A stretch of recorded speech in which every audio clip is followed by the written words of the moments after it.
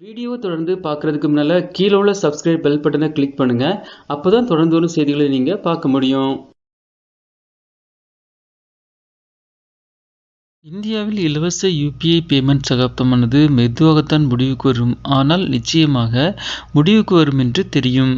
Google Pay ஆப்பானது தனது சேவையில் UPI வழியிலான பண பரிவர்த்தனை தொடர்பான முக்கிய மாற்றம் ஒன்றை அமலுக்கு கொண்டு வந்துள்ளது.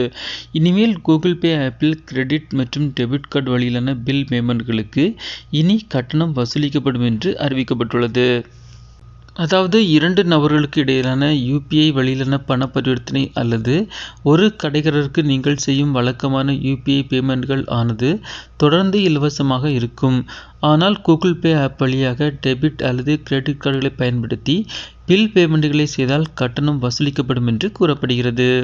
கூகுள் பே அறிவித்துள்ள இந்த புதிய மாற்றங்களின்படி டெபிட் அல்லது கிரெடிட் கார்டுகளை பயன்படுத்தி செய்யப்படும் பில் பேமெண்ட்களுக்கு அதன் இறுதித் தொகையிலிருந்து 1% முதல் 5% வரை கட்டணம் வசூலிக்கப்படும்.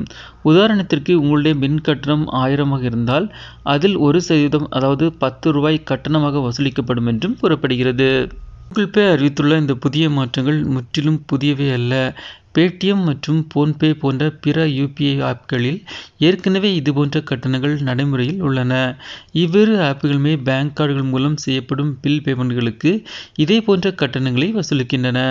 சமீபத்தில் என்பிசிஐ என்று சுருக்கமாக அழைக்கப்படும் இந்திய தேசிய கொடுப்பனவு கழகமானது யூபிஐ பரிவர்த்தனைகள் தொடர்பான புதிய விதிகளை அறிமுகப்படுத்தியதும் இங்கே குறிப்பிடத்தக்கது. இந்த புதிய விதிகள் கடந்த பிப்ரவரி 15 முதல் அமலுக்கு வந்தன. அதேபோன்று சில சமயங்களில் ரிசர்வ் வங்கி மூலம் அபராதம் விதிக்கப்படுவதன் காரணமாக ஏற்றுக்கொள்ளப்பட்ட கட்டணங்கள் தானாகவே மூடப்படும்.